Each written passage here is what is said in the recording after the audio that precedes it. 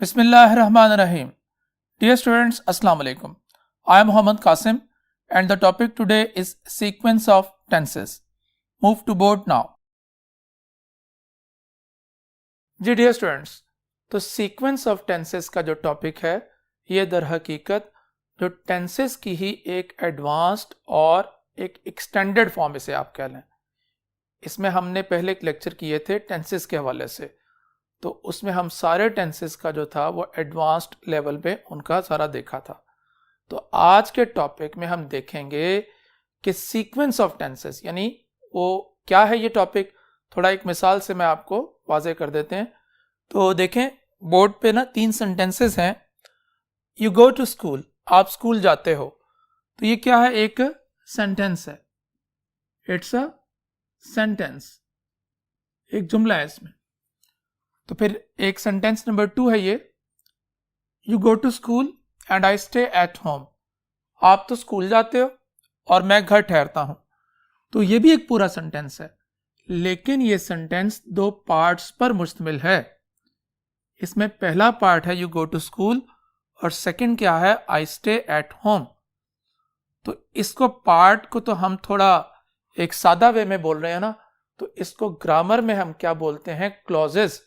तो यहां पर एक सेंटेंस जो है ये 2 क्लॉजेस पर मुश्तमिल है। एक हिस्सा जिसको हम क्लॉज कहते हैं technically, you go to school है, और दूसरा हिस्सा जो है वो आई स्टे एट होम है। तो इसको हम आम फहम में हम पार्ट्स कह लें, पीसेस कह लें सेंटेंस के, लेकिन दर हकीकत ये क्लॉज है। तो ये क्लॉज नहीं थी, ये एक सेंटेंस है। तो क्लॉज उसी वक्त होगा जब एक सेंटेंस 2 जो है वो पार्ट्स पर मुश्तमिल होगा, यानी उसके उस एक सेंटेंस में 2 सब सेंटेंस मौजूद होंगे। तो थर्ड सेंटेंस देखते हैं, when you go to school I stay at home. तो दोनों में जो फर्क हमने ये देखा है वो ये है कि सेकंड सेंटेंस में you go to school and I stay at home, इसमें दोनों जो पार्ट्स हैं, दोनों क्लॉजेस, ये इंडिपेंडेंट है। ये अपने तौर पे अपने मुकम्मल मीनिंग्स रखते हैं, इसमें एक को दूसरे की जरूरत नहीं है। आप अलग में बोल सकते हो यू गो टू स्कूल, और आप अलग में कह सकते हैं आई स्टे एट होम। इसी तरह जो थर्ड सेंटेंस को आप देखें, तो when you go to school, जब आप स्कूल जाओगे या जाते हो, आई स्टे एट होम, ठीक है ना, तो मैं घर ठहरता हूं। तो जब भी आप स्कूल जाते हो तो मैं तो घर ठहरता हूं। तो इस हिस्से में आप ये देखें कि 2 जो हिस्से हैं इनमें एक डिपेंडेंट क्लॉज है। अगर आप इसको अलग से बोलें when you go to school, तो ये डिपेंडेंट क्लॉज है। क्लॉजेस की 2 टाइप्स हैं मेन, एक इंडिपेंडेंट और एक डिपेंडेंट। इंडिपेंडेंट जो अपने आजाद मीनिंग्स रखती है, जिसको सेकंड क्लॉज की या किसी और पार्ट की जरूरत नहीं है, it has its own meaning in itself, तो ये इंडिपेंडेंट हो गया। डिपेंडेंट क्लॉज ये है कि जो खुद कुछ नहीं कर सकती, जो मोहताज है दूसरे हिस्से की अपने मुकम्मल मीनिंग्स को समझाने में। तो अगर आप अलग में इसको बोल दें when you go to school, जब आप स्कूल जाते हो, तो क्या लगता है आपके मीनिंग्स मुकम्मल हो गए, मैसेज कंप्लीट जो है वो आपने कन्वे कर दिया? नहीं। तो ये डिपेंडेंट क्लॉज है। इसको टेक्निकली डिपेंडेंट भी कहते हैं, इसको सबऑर्डिनेट भी कहते हैं, और इसको हम आम फहम में समझाने की खातिर इसको हम नामुकम्मल जुमला भी कह देते हैं, नामुकम्मल हिस्सा कह दें या जुमला कह दें। आई स्टे एट होम, तो ये इंडिपेंडेंट है। आई स्टे एट होम आप नॉर्मली भी कह सकते हैं, I stay at home, I go to school, I daily work for them. तो ये क्या है, ये इंडिपेंडेंट है। तो दूसरे हिस्से को पहले हिस्से की जरूरत नहीं है। तो इसको आप मेन क्लॉज भी कह सकते हैं और इंडिपेंडेंट क्लॉज भी कह सकते हैं। तो अभी हमने डिस्कस किया क्लॉजेस। तो क्लॉज जो है वो 2 हो सकती हैं, ठीक है जी, एक इंडिपेंडेंट क्लॉज है और एक डिपेंडेंट क्लॉज है। तो याद रखें स्टूडेंट्स कि जब भी हमारा सेंटेंस जो है ना वो 2 पार्ट्स यानी 2 क्लॉजेस पर मुश्तमिल होगा, तो ऐसा होगा कि 2 में से कोई एक सिचुएशन है, या तो दोनों इंडिपेंडेंट है, दोनों मुकम्मल है, या एक इंडिपेंडेंट और एक क्या है, डिपेंडेंट है। तो ये चीज हमने क्लियर कर ली। जो आज हम डिस्कस करने जा रहे हैं वो ये है कि मुख्तलिफ सेंटेंसेस के जो कम्बिनेशंस बनते हैं, यानी एक सेंटेंस जब भी 2 पार्ट्स पर मुश्तमिल होगा तो टेंसेस के मुख्तलिफ कम्बिनेशन और शेड्स या एस्पेक्ट्स कह ले वो आते हैं। तो आज हम ये देखेंगे कि अगर इंडिपेंडेंट क्लॉज में फलां सेंटेंस टेंस मौजूद हो तो डिपेंडेंट में क्या आएगा शेड उसका, वो क्या क्या टेंस आप यूज करेंगे, और अगर डिपेंडेंट में फलां अगर टेंस मौजूद है तो इंडिपेंडेंट में कैसे आएगा। तो ये हमारा आज का टॉपिक है। इसमें हम एक एक करके सारे पॉइंट्स को देखेंगे and last but not least will discuss conditional sentences. तो let's start from the point number 1 now. देखो स्टूडेंट्स, तो पॉइंट नंबर 1 ये है कि मैंने इसको शॉर्ट फॉर्म में लिख दिया, MC stands for main clause, main clause कह लें, और SC stands for subordinate clause. तो एक चीज याद रख लें कि जब भी हमारी मेन क्लॉज में प्रेजेंट आ जाए या फ्यूचर आ जाए तो सबऑर्डिनेट में हमारे पास कितने ऑप्शन मौजूद हैं, 3 ऑप्शंस मौजूद हैं। आप चाहे प्रेजेंट कह दें यूज कर लें, चाहे पास्ट चाहे फ्यूचर यूज कर लें। तो पहला सेंटेंस देखें, ही इन्फॉर्म्स, तो वो ये इन्फॉर्म करता है, तो इन्फॉर्म क्या है, प्रेजेंट टेंस है, that they plan to attack us, कि उनका इरादा है हम पे हमला करने का। तो प्लान यहां पे आपने यूज किया हुआ है, तो लेट्स सी कि ये करेक्ट है कि नहीं है। तो ही इन्फॉर्म्स आपका मेन क्लॉज है और टेंस कौन सा है, प्रेजेंट। तो that they plan to attack us, ये क्या है, डिपेंडेंट क्लॉज है, और डिपेंडेंट क्लॉज में आप कौन सा टेंस यूज कर रहे हैं, प्रेजेंट। तो मेन में भी प्रेजेंट है, डिपेंडेंट में भी प्रेजेंट है, so it's fine, no problem, the sentence is absolutely right. Okay, next देखते हैं, he informs that they plan to attack us, तो उसने हमें इन्फॉर्म किया या वो करता है कि उनका इरादा था हमला करने को। तो इसमें मेन क्लॉज में दोबारा प्रेजेंट है, और डिपेंडेंट क्लॉज में क्या है, या सबऑर्डिनेट क्लॉज में, जिसको हम नामुकम्मल भी कहते हैं देसी में, तो प्लान यहां पे क्या है, यानी पास्ट टेंस है। It's fine, with no problem with it. He informs that they will attack us, तो फ्यूचर आ गया। तो हमने ये जाना यहाँ पर पॉइंट नंबर 1 में, और ये बहुत बेसिक सा पॉइंट है, ये हम पहले भी मैट्रिक वगैरह में हम देखे हुए हैं इसको। तो जब भी हमारा मेन क्लॉज जो है वो प्रेजेंट या फ्यूचर में आ जाए तो सबऑर्डिनेट क्लॉज में हमारे पास तीनों ऑप्शंस जो हैं वो ऑन होती हैं, we can go for any of them. Point number 2 देखते हैं। तो पॉइंट नंबर 2 ये है स्टूडेंट्स कि आपकी मेन क्लॉज जब भी पास्ट में आएगी तो सबऑर्डिनेट भी क्या आता है, पास्ट में।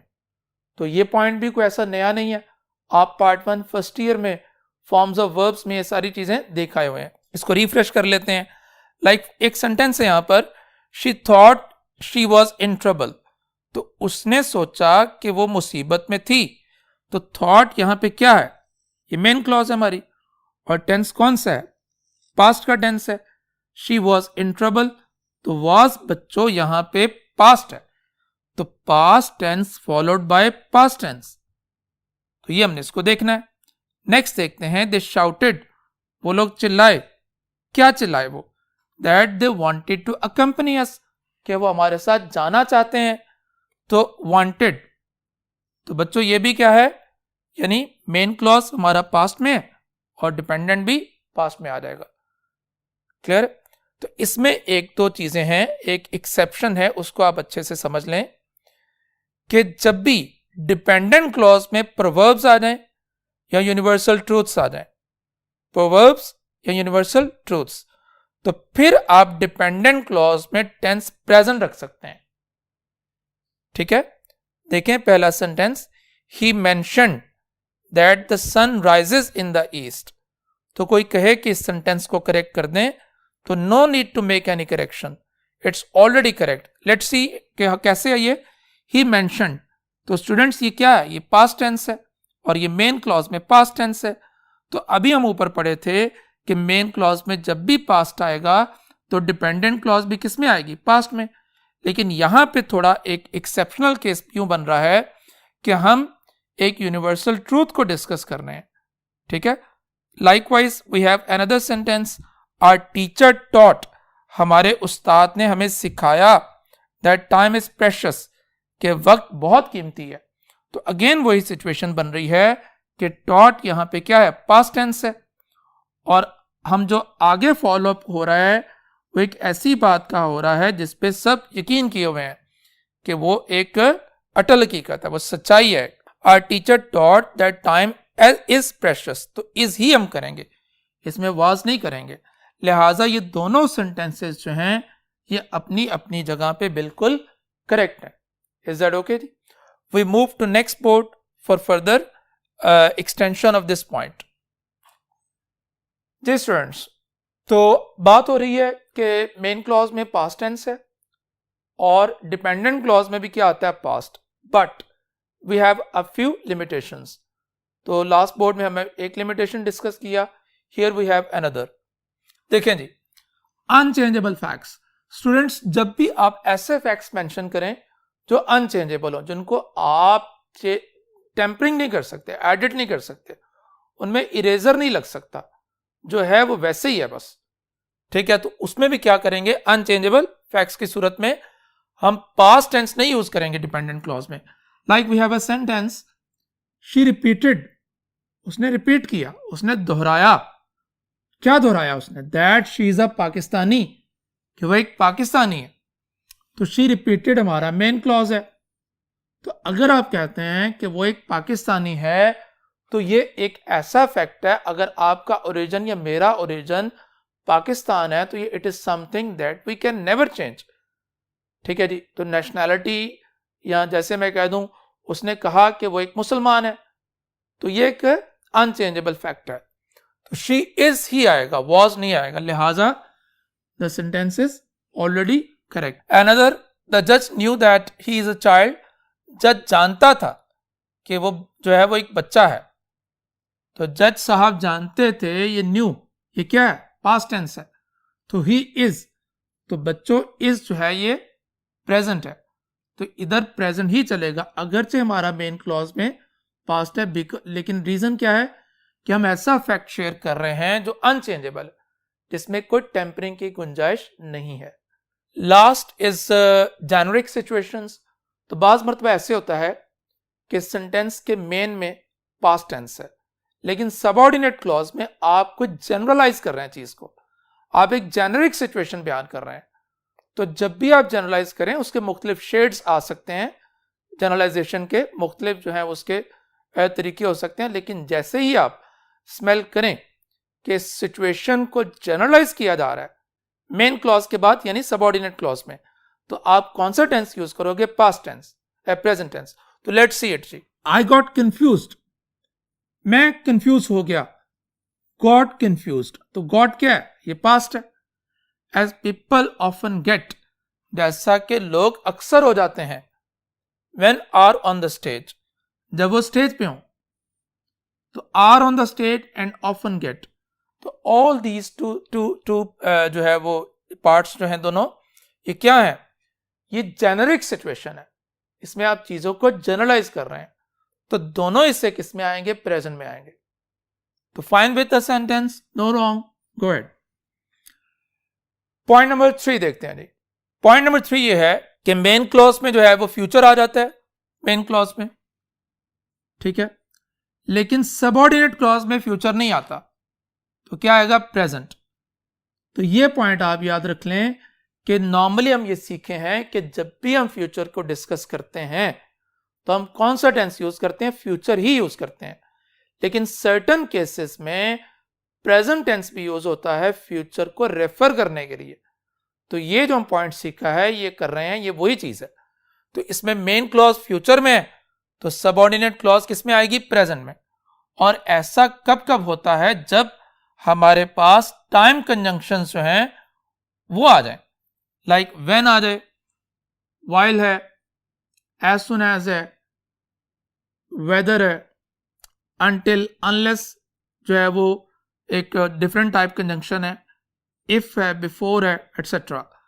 तो याद रखें स्टूडेंट्स, मेन क्लॉज फ्यूचर में है, सबऑर्डिनेट क्लॉज जो है वो प्रेजेंट में होगी, लेकिन वो रेफर किसको कर रही होगी, फ्यूचर को। तो ये पॉइंट हमने भी याद रखना है। लेट्स सी सेंटेंसेस, और देखते हैं कि इसमें हमने करेक्ट करना है कि नहीं करना, कि they are already correct. First है जी, the match will resume, match जो है वो शुरू हो जाएगा, as soon as the rain will stop, तो एज सुन एज हमारा कंजंक्शन है, और कंजंक्शन जब दरमियान में आ जाता है तो वो किस पार्ट की प्रॉपर्टी होता है? दूसरे पार्ट की। तो इस सेंटेंस को स्प्लिट करेंगे कुछ यूं करके, द मैच विल रिज्यूम एक हिस्सा है, as soon as the rain will stop ये सेकेंड पार्ट है। एज सुन एज में बच्चों ये टाइम कंजंक्शन है, तो आपका जो मेन क्लॉज है वो किसमें है? फ्यूचर में है। तो जो डिपेंडेंट क्लॉज, ये सबऑर्डिनेट क्लॉज, ये नामुकम्मल जुमला, इसको नामुकम्मल भी कह सकते हैं ना। आप इन दोनों की इशारे का तर्जुमा कर लें, अगर थोड़ा इसको रवायती या थोड़ा देसी हमने तड़का लगाना है यहाँ पे, तो हम ये कह सकते हैं कि मैच शुरू हो जाएगा जैसे ही बारिश रुकेगी। तो दो हिस्से, दो बातें हुई हैं, एक मैच शुरू हो जाएगा जैसे ही बारिश रुकेगी। तो जैसे ही बारिश रुकेगी ये क्या है? ये डिपेंडेंट है ना। आप किसी को भी कह के खामोश हो जाएं कि जैसे ही बारिश रुकेगी, तो आपसे एक्सपेक्ट करेगा कि आप कुछ और बोलेंगे। तो ये समझ लें कि यहां पर एज सुन एज डिपेंडेंट यानी नामुकम्मल जुमला है, तो नामुकम्मल को हम कभी भी फ्यूचर में नहीं लेकर आएंगे। तो जब भी डिपेंडेंट क्लॉज में हमें फ्यूचर को की तरफ रेफर करना हो, तो इस मकसद के लिए जो टेंस हम यूज करेंगे वो क्या होगा? प्रेजेंट।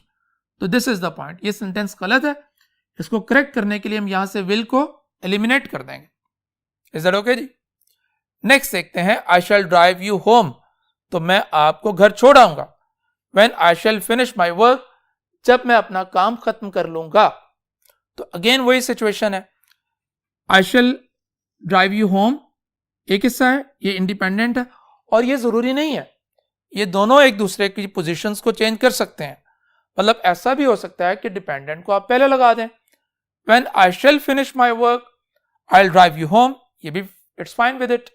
इसमें पोजीशंस का इसमें कोई मतलब के मिस्ट्री नहीं है, इसमें कोई प्रॉब्लम नहीं है। आप जिस मर्जी पोजीशन में इनको आपस में एक दूसरे के साथ रिप्लेस कर सकते हैं।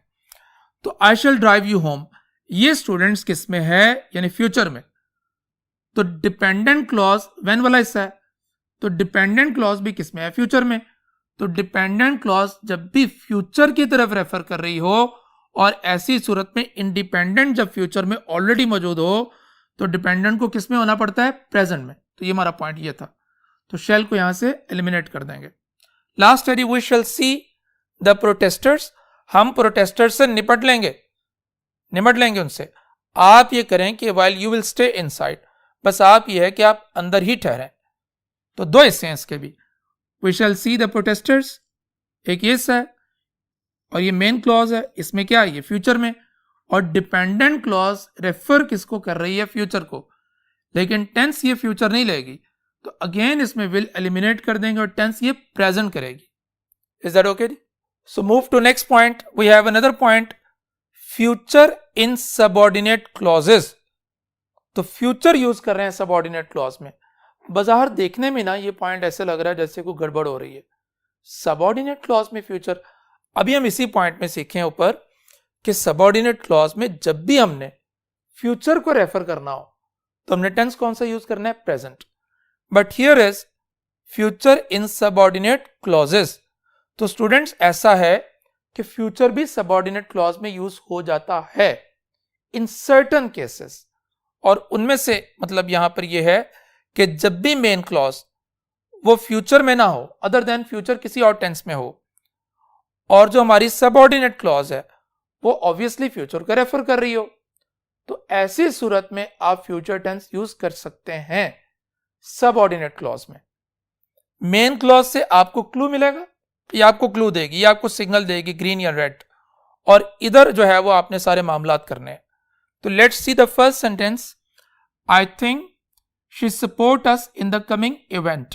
तो मुझे लगता है, आई थिंक ये क्या है? ये मेन क्लॉज है, और मेन क्लॉज यहां पे किस में है? प्रेजेंट में है। तो मेन क्लॉज फ्यूचर में नहीं है, तो main clause other than future हो तो आगे हमने देखना है कि आया ये हिस्सा फ्यूचर को रेफर तो नहीं कर रहा कहीं, क्या ऐसी सिचुएशन तो नहीं बन रही कि हम फ्यूचर की तरफ कुछ इशारा कर रहे हैं। तो सेंटेंस का ट्रांसलेशन आपको गाइड कर देगा। I think she support us, तो she support us in the coming event. तो इन द कमिंग इवेंट हमें ये कह रहा है कि हमें इस हिस्से को किस में करना है? फ्यूचर में। तो इसको करेक्ट कर देंगे, she will support us in the coming event. Last है जी इस बोर्ड में, we believe things settle down soon. तो हमें यकीन है, we believe things settle down soon, तो चीजें जो हैं वो जल्द ही, सून आपको ये रेफर कर रहा है कि किस में जा रहा है, फ्यूचर में। और पहला हिस्सा मेन क्लॉज वो हमारा इंडिपेंडेंट में फ्यूचर में नहीं है, अदर देन फ्यूचर है। तो लिहाजा इधर हम क्या करेंगे, फ्यूचर के रेफर करने के लिए विल को हम यहां पे पुट कर देंगे। इज दैट ओके जी? For further points we move to next board now. जी स्टूडेंट्स, सिंस के वाले से एक पॉइंट है कि सिंस जो है वो हम पढ़े हैं कि सिंस प्रेपोजिशन के तौर पे हम यूज करते हैं परफेक्ट कंटिन्यूस टेंसेस में, परफेक्ट टेंसेस में भी यूज करते हैं। यहां पे हम सिंस को देख रहे हैं एक टाइम कंजंक्शन के तौर पे। तो लेट्स सी इट के व्हाट वी हैव हियर। देखें स्टूडेंट्स, इसमें यह है कि जब भी हमारी मेन क्लॉज एक हिस्सा और एक सबऑर्डिनेट क्लॉज, एक मेन है और एक सबऑर्डिनेट है, तो इस हिस्से को हमने याद रखना है कि सिंस ऑब्वियसली टाइम कंजंक्शन के तौर पे जब आएगा तो सबऑर्डिनेट क्लॉज में आएगा ना, तो सिंस यहां पे अटैच होगा। सबऑर्डिनेट क्लॉज में कंजंक्शन के तौर पे क्या आ जाएगा, सिंस, और ये हमारी मेन क्लॉज है। तो मेन क्लॉज में प्रेजेंट सिंपल या प्रेजेंट परफेक्ट यानी ये चलेगा, लेकिन सबऑर्डिनेट क्लॉज में हमारे पास दो ऑप्शंस हैं, प्रेजेंट परफेक्ट या सिंपल पास्ट। तो ये पॉइंट भी हम याद रखेंगे। Let's see the sentences. It has been 10 years since we meet. तो 10 साल हो गए हमें मिले हुए। तो इसमें ये देखें, इसके दो, एक सेंटेंस है, इसके दो क्लॉजेस हैं। इट हैज बीन 10 years, एक ये क्लॉज है, सिंस वी मीट एक ये क्लॉज है। तो जब पहली क्लॉज है ये किसमें है, ये मेन क्लॉज है, first one is main. Obviously जिसके साथ कंजंक्शन अटैच है वो क्या है, सबऑर्डिनेट क्लॉज है।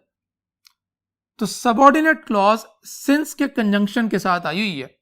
सिंस को आपने एक प्रेपोजिशन के तौर पे यहां यूज नहीं किया हुआ, इट्स अ कंजंक्शन। इसमें देखें फॉलोअप एक मुकम्मल पार्ट का हो रहा है, क्लॉज का हो रहा है।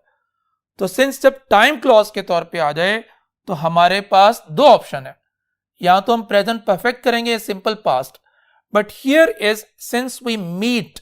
तो meet is a present tense, it means कि ये सेंटेंस क्या है, ये इनकरेक्ट है, and to make it correct we can use here met. It has been 10 years since we met. तो 10 साल हो गए हमें मिले हुए। We have another sentence. He has won 2 promotions. तो वो 2 promotions जो हैं वो ले चुका है since he joined the firm. तो जब से उसने फर्म को ज्वाइन किया है। तो ये हमारा मेन क्लॉज है और ये हमारा डिपेंडेंट क्लॉज है, सिंस के साथ शुरू हो रहा है। और अब सिंस के बाद एक पूरी क्लॉज आ रही है, सिंस यहां पे प्रेपोजिशन नहीं है। तो सिंस के बाद फिर दो ही जो है वो हिस्सों का, टेंसेस का वो फॉलो अप आता है।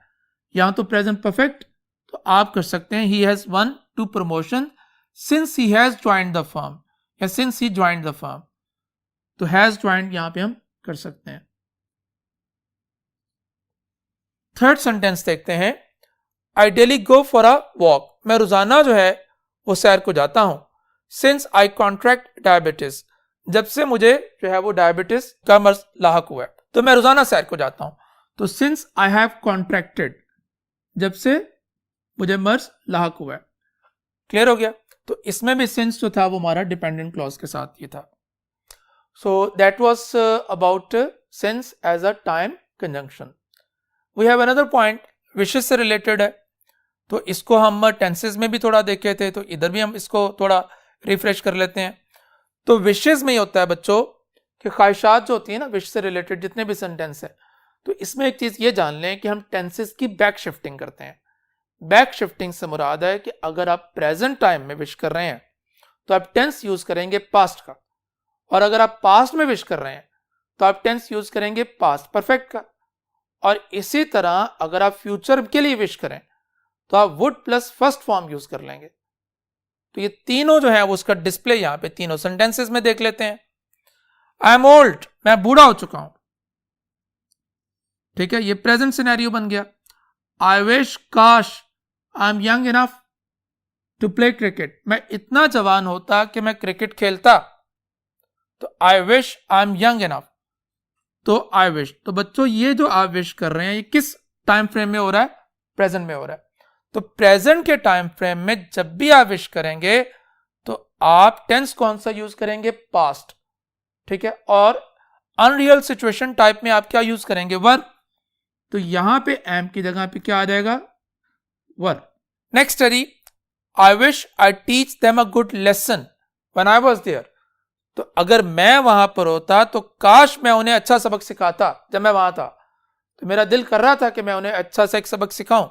तो आई विश, काश, I teach them a good lesson when I was there. तो व्हेन आई वाज देयर आपको एक कन्वे कर रहा है कि ये जो विश आप कर रहे हैं ये पास्ट के एस्पेक्ट में हो रही है, यानी पास्ट टेंस के किसी एस्पेक्ट में है।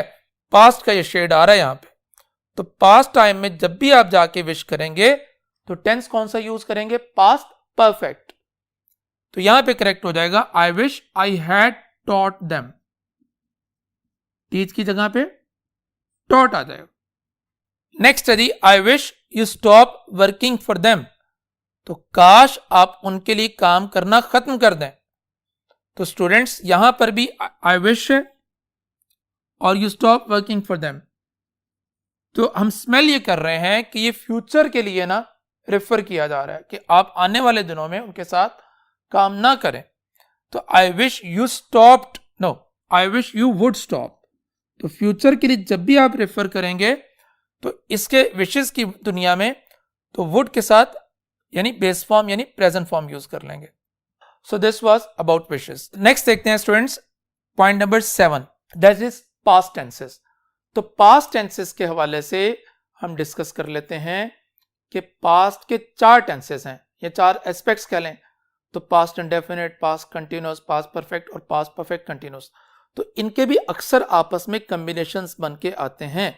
तो उन कॉम्बिनेशंस में एक कंफ्यूजन अक्सर बच्चों के सामने आती है कि ये जो हिस्सा है ये सिंगल पास्ट यानी पास्ट इंडेफिनिट में आएगा कि पास्ट परफेक्ट में आएगा, या फलां पार्ट जो है वो पास्ट कंटिन्यूअस में आएगा कि पास्ट परफेक्ट कंटिन्यूअस में आएगा।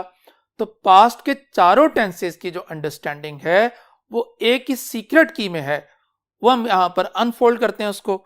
तो ये देखते हैं कि देखें पास्ट 2 टाइप के हैं, एक सिंगल पास्ट है और एक डबल पास्ट है। ये हमारी रवायती सी एक टर्म्स हैं।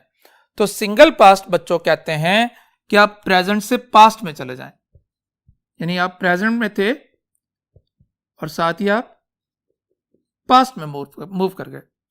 तो डबल पास्ट ये कहते हैं कि आप पास्ट में चले जाते हैं, पास्ट टू फर्दर पास्ट। तो मजीद आप माजी में स्टेप बैक कर जाते हैं। तो सिंगल पास्ट और डबल पास्ट। अब इसमें यह है कि पास्ट इंडेफिनिट हम यूज करते हैं सिंगल पास्ट में, और पास्ट परफेक्ट कब यूज करते हैं? डबल पास्ट में। पास्ट कंटिन्यूस हम यूज करेंगे सिंगल पास्ट में, पास्ट परफेक्ट कंटिन्यूस कब यूज करेंगे? डबल पास्ट में। वॉज वर्क को सिंगल में और हैड बीन को डबल में। तो ये इनका मामला है जी।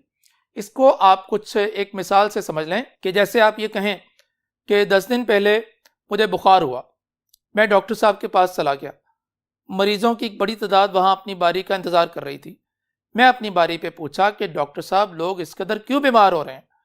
तो डॉक्टर साहब ने मुझे बताया कि आज से 3 माह पहले इस इलाके में एक वायरस फैला था, तो वायरस बहुत खतरनाक था। तो इस हवाले से हुकूमत जो थी को मौसर इकदाम ना कर सकी।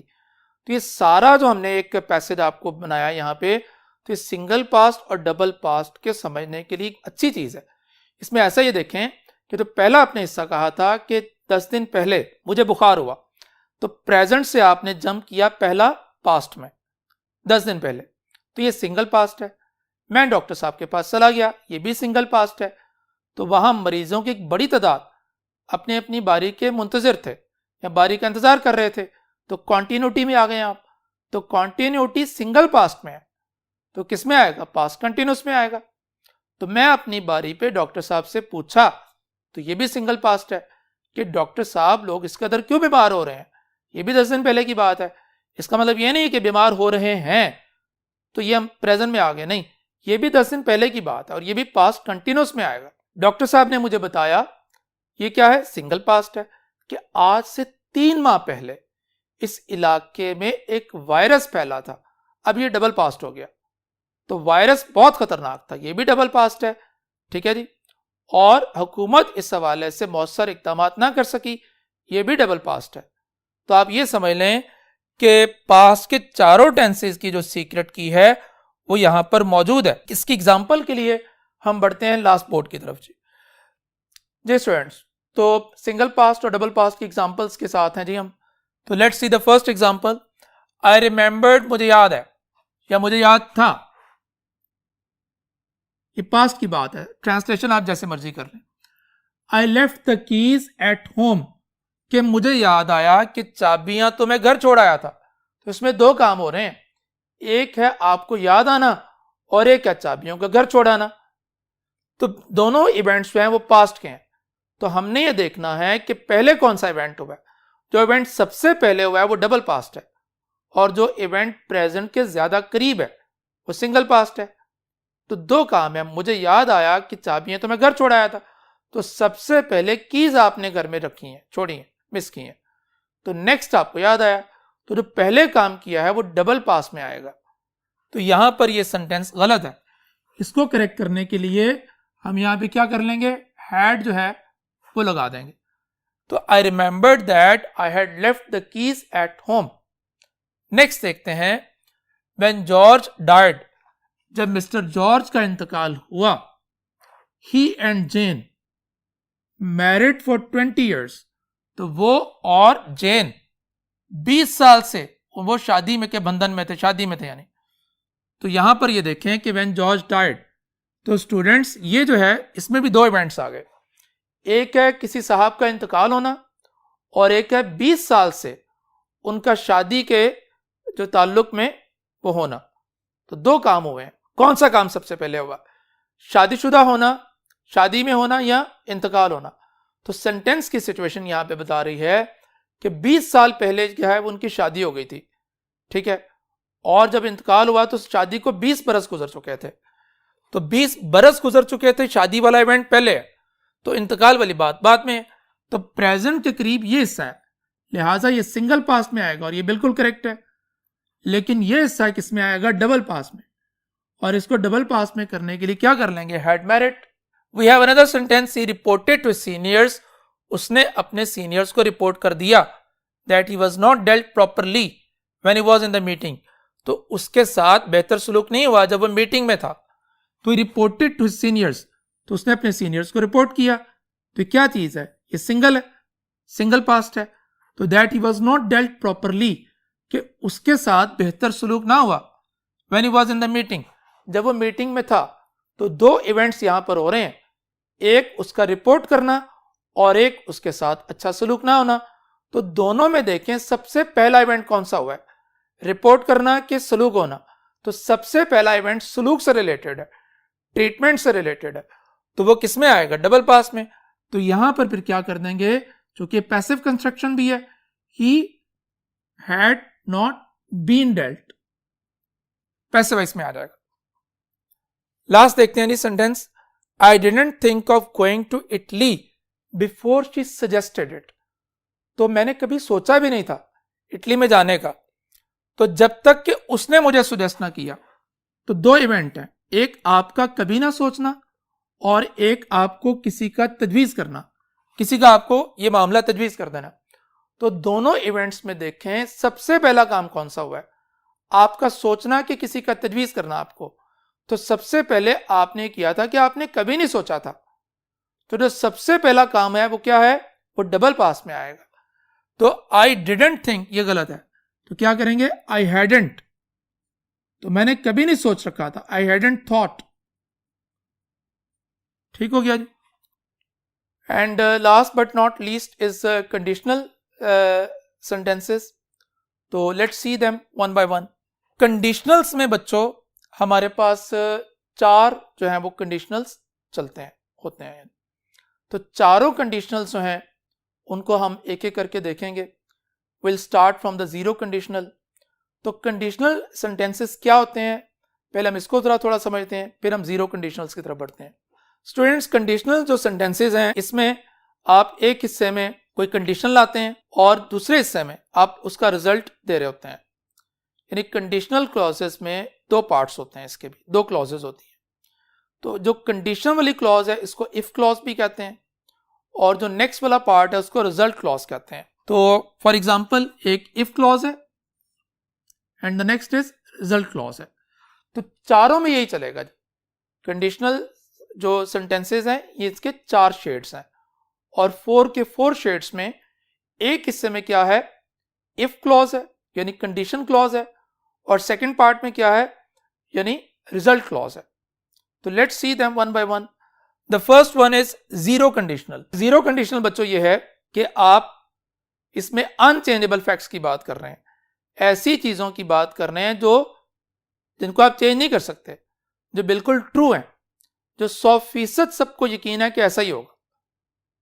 जैसे वो एक मशहूर जुमला है ना कि जब भी बारिश होती है तो पानी आता है। तो क्या है, ये कंडीशनल क्लॉज है। एक हिस्सा है जब भी बारिश होती है और दूसरा हिस्सा क्या है, पानी आता है। तो ये सबको पता है कि एक नेचुरल सा एक फिनोमिना है कि जब भी बारिश होगी तो पानी तो आएगा। तो ये कंडीशनल का ये किस्सा है। तो let's see the sentences. First one is, इसमें एक पॉइंट बस है ये याद रखने का है कि इफ क्लॉज में आपने हमेशा कौन सा टेंस यूज करना है, प्रेजेंट। तो रिजल्ट क्लॉज में भी आप कौन सा टेंस यूज करेंगे, प्रेजेंट। ठीक है, इफ क्लॉज में भी प्रेजेंट, रिजल्ट क्लॉज में भी प्रेजेंट। तो इसमें आप हरगिज ये नहीं देखेंगे कि इंडिपेंडेंट और डिपेंडेंट। तो एक कंडीशनल्स की अपनी ही एक डोमेन है, इनका अपना एक मामला है, ये अलग से हम देखेंगे। तो पहला सेंटेंस देखें, if you put the ice in the sun, अगर आप बर्फ को धूप में रखेंगे, इट विल मेल्ट, तो ये मेल्ट हो जाएगी। तो यहां पर ये देखें कि आप एक ऐसी चीज का जिक्र कर रहे हैं जो सब जानते हैं कि वो अनचेंजेबल फैक्ट है, सबको यकीन है, सबको पता है कि जब भी आप बर्फ को धूप में रखेंगे तो मेल्ट होगी।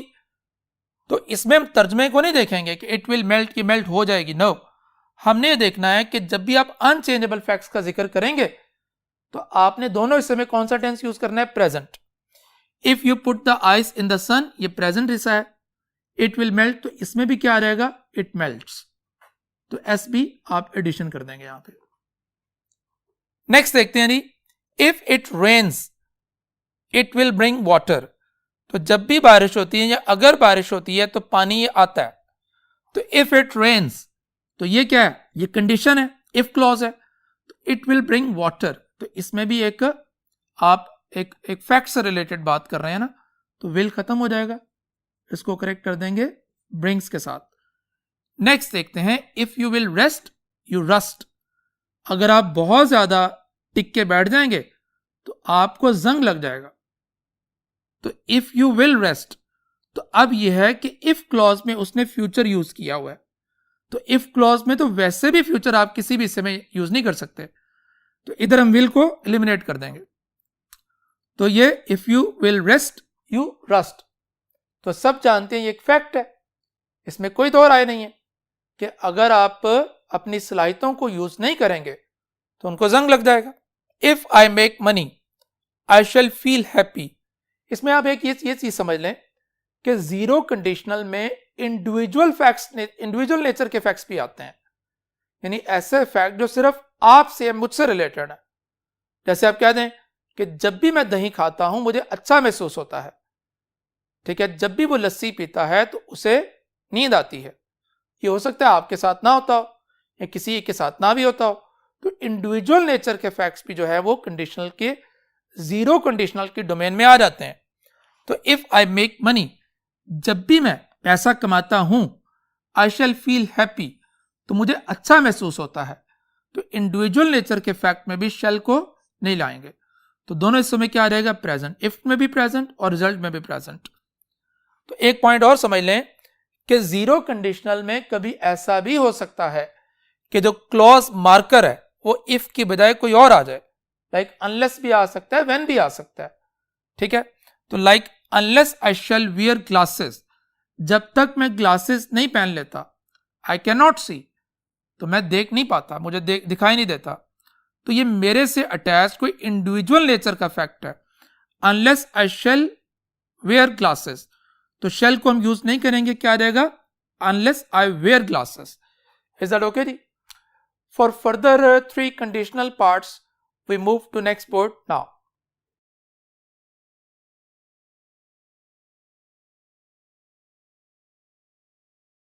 जी स्टूडेंट्स, तो जीरो कंडीशनल के बाद हम बढ़ते हैं नेक्स्ट जो है वो 3 हमारे मजीद सेगमेंट्स हैं उनकी तरफ। तो फर्स्ट देखते हैं फर्स्ट कंडीशनल। तो फर्स्ट कंडीशनल स्टूडेंट्स हैं लाइक रियल सिचुएशंस, जिनमें आप ऐसी सिचुएशन बयान करते हैं जो मुमकिन है, जो पॉसिबल है। ठीक है, थिंग्स जो चीज़ें हैं वो अभी हमारी रेंज में है, हम उनको किसी भी तरीके से मैनूवर टेम्परिंग उसमें कर सकते हैं। तो इसमें याद रखें कि 2 पार्ट्स हैं, एक इफ क्लॉज है और एक रिजल्ट क्लॉज है। तो जीरो कंडीशनल में हम जाने थे कि दोनों इससे किस में आएंगे, प्रेजेंट में। लेकिन इसमें ये होगा कि इफ क्लॉज किस में आएगी, तो प्रेजेंट में, लेकिन जो रिजल्ट क्लॉज आएगी वो फ्यूचर में आएगी। तो ये पॉइंट हमने यहां पर याद रखेंगे। पहला सेंटेंस देखते हैं, if I win the lottery.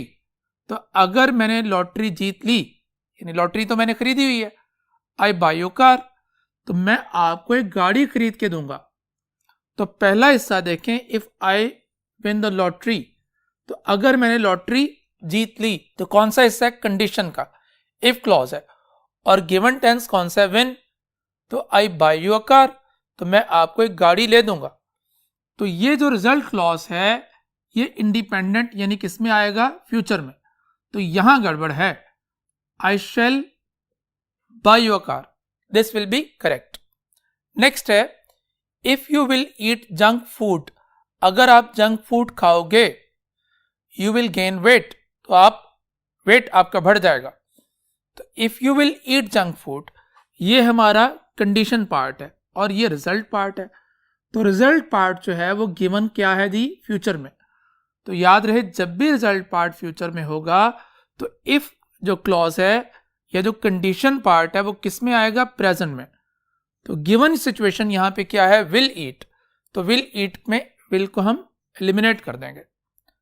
तो नेक्स्ट देखते हैं, इफ इट रेन्स, तो अगर बारिश होगी, वी गो आउट, तो हम बाहर जाएंगे, हम घूमने फिरेंगे बाहर। तो इसमें भी स्टूडेंट्स देखें, इफ इट रेन्स, तो ये क्या है, कंडीशन पार्ट है, तो ये प्रेजेंट में गिवन है। तो वी गो आउट, तो वी शैल गो आउट होना चाहिए। जो हमारा रिजल्ट क्लॉज है वो फ्यूचर में आ जाएगा। So this was first conditional. We move to second conditional. Second conditional में स्टूडेंट्स आप ये जाने कि हम उन एक्शंस की बात करते हैं या उन चीजों की जो इम्प्रोबेबल हो, जो मुमकिन ही ना हो, जो अनरियल टाइप सिचुएशंस हो, और वो किस टाइम फ्रेम में हो, प्रेजेंट के टाइम फ्रेम में हो। ठीक है, जैसे ऊपर आपने एक सेंटेंस पढ़ा था कि अगर मैंने लॉटरी जीती, अगर मेरी लॉटरी लग गई, तो मैं आपको गाड़ी ले दूंगा। तो इसमें यह है कि लॉटरी आपने खरीद रखी है, ठीक है, और अगर आप उस एक शख्स से आप कह रहे हैं कि अगर ये लॉटरी लग गई तो मैं आपको गाड़ी ले दूंगा। इसमें आप ये जाने, जैसे यहां पर एक सेंटेंस है, थर्ड सेंटेंस को पहले देखते हैं, if I one the lottery, अगर मैंने लॉटरी जीत ली या वो लग गई, I would buy you a car. तो अगर कोई शख्स आपको ये बता दे कि जो शख्स की बात कर रहा है उसने तो लॉटरी खरीदी नहीं है, उसके पास लॉटरी सिरे से है ही नहीं है, तो आप ये जानेंगे कि ये जो सिचुएशन है, जो शख्स ये बात कर रहा है, ये कौन सी सिचुएशन बन रही है, एक अनरियल सिचुएशन।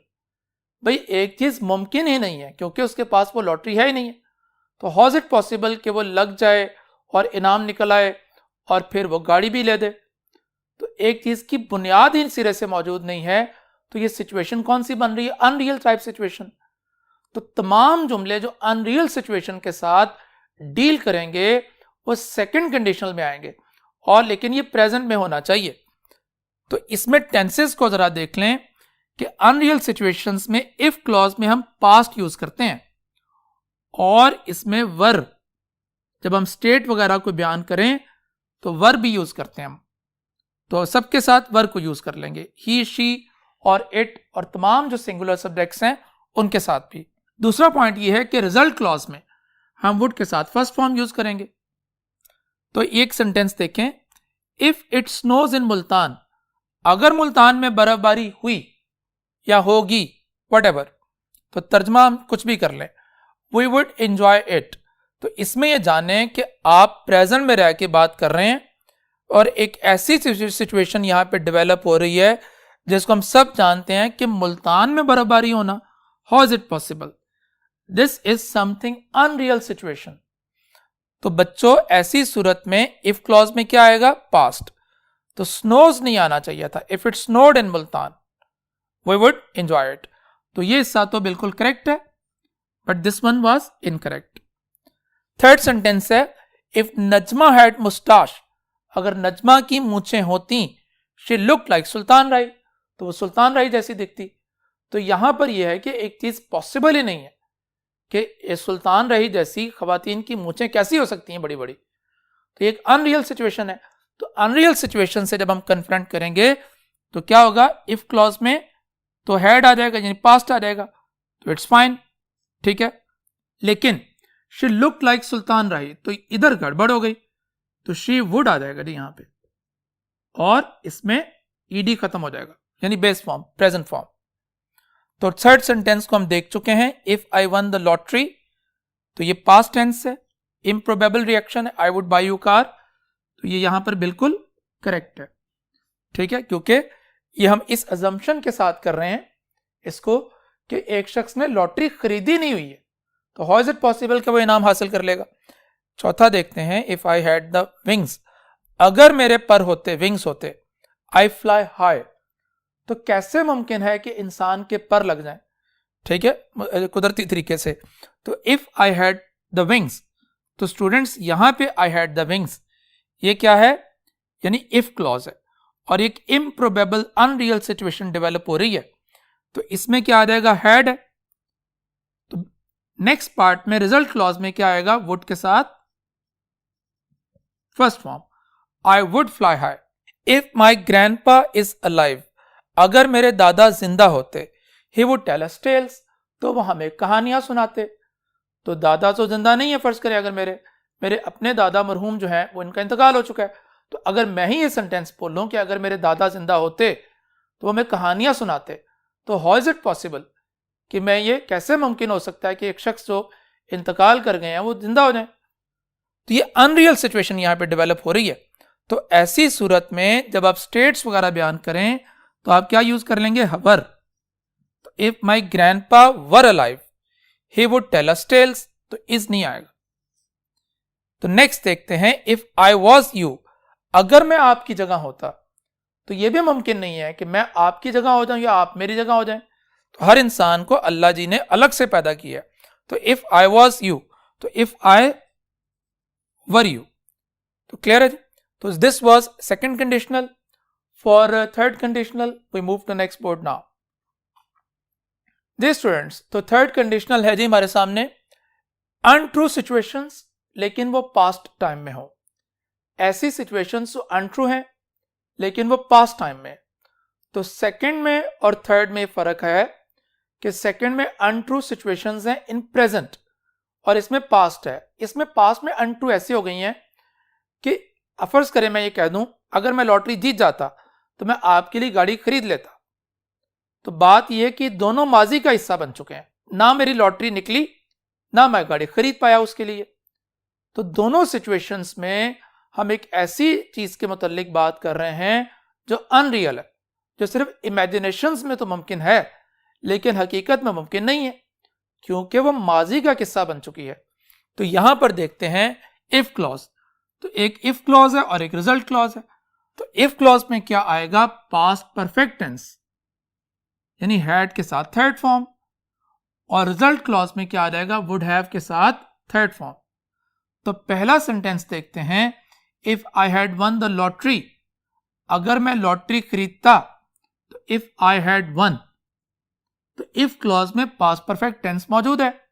तो नेक्स्ट पार्ट में देखें, वुड हैव के साथ थर्ड फॉर्म है, तो it is absolutely correct sentence. और ये अनरियल एक इमेजिनरी सिचुएशन है और ये इस सेंस में है कि ये वाकया हो चुका है, लिहाजा ये इमेजिनेशंस में मुमकिन है but not in reality. Next है, if I had got up earlier, अगर मैं थोड़ा जल्दी बेदार हो जाता, अगर मैं जल्दी उठ जाता। आई would never miss the class, तो मैं क्लास कभी मिस ना करता। लेकिन अब यह है कि ऐसा मुमकिन नहीं हुआ, आप देर से उठे हैं और क्लास आप मिस कर चुके हैं, लिहाजा ये unreal situation in the past है। तो had caught up if clause में पास्ट परफेक्ट फाइन, लेकिन रिजल्ट क्लॉज में देखें आई वुड नेवर मिस, तो इसमें करेक्ट कर देंगे I would never have missed. Last है जी, if she did not drive so fast, अगर वो तेजी से ड्राइव ना करती या इतनी तेजी से, she would never have been find, तो उसको फाइन कभी ना हो पाता। लेकिन यह है कि माजी का किस्सा बन चुका है, उसने ड्राइव बहुत तेजी से किया और उसको फाइन भी किया गया। अब हम चीजों को हम इनको वापस नहीं ला सकते। तो if she did not drive so fast, तो इफ क्लॉज किस टेंस में गिवन है? पास्ट इंडेफिनिट में। तो अनरियल पास्ट सिचुएशंस के लिए इफ क्लॉज में हमारे पास क्या है? Had not driven. तो no problem with the second part. So this was third conditional. And that is all for today. Thank you so much. Allah Hafiz.